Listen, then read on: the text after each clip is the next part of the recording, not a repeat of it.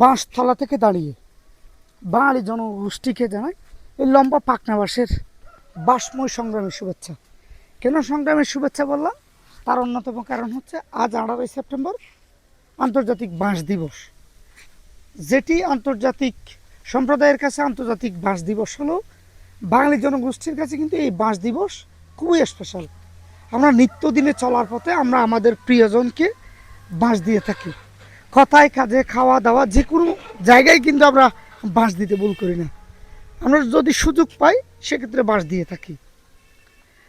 বাঁশকে মূলত আন্তর্জাতিকভাবে স্বীকৃতি দেওয়ার একমাত্র কারণ হচ্ছে যে এই বাঁশ লম্বা লম্বা যে বাঁশগুলো দেখা যাচ্ছে এগুলো আমাদের মানব জীবনের একটি সম্পদ হিসেবে ব্যবহৃত হয়। আমাদের ঘরবাড়ি তৈরিতে, আমাদের সাঁকো তৈরিতে, আমাদের বেড়া তৈরিতে, এক কথায় হচ্ছে যে আমাদের মানব জীবনের প্রতিটি রন্ধে রন্ধে বাঁশের খুবই ব্যবহার। বাঁশকে বলা হয় গরিবের রড, তথা গরিবের জন্য লোহা বলা হয়। এই পৃথিবীতে যদি বাঁশ না থাকতো অন্তত আমাদের জন্য খুবই ক্রিটিক্যাল হতো।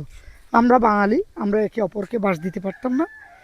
আমরা অফিসার হয়ে কলিগকে বাঁশ দিতে পারতাম না। আমরা বাস্তব জীবনে বন্ধু বান্ধবকে বাঁশ দিতে পারতাম না। আমরা সময়ে অসময়ে হুজুগে বাঙালি, আমরা জাতির পিছনে বাঁশ দিতে পারতাম না। মানব জীবনে, বিশেষ করে বাঙালির জীবনে এই বাঁশের গুরুত্ব অপরিসীম। আমরা শুধুমাত্র বাঁশকে উপর থেকে দেখি, আমরা সেই উপর থেকে না দেখি, কিন্তু জীবনের রন্ধে রন্ধে আমরা বাঁশ দিয়ে থাকি। যে কোনো জায়গায় আমরা সুযোগ পেলেই কিন্তু বাঁশ দিই। এই বাঁশ আমাদের জীবনে যেমন উপকৃত, তেমনিভাবে এই বাঁশের সঠিক ব্যবহারের জন্য, বাঁশকে নবায়নযোগ্য করার জন্য কিন্তু এই বাঁশ দিবসটা ইন্টারন্যাশনাল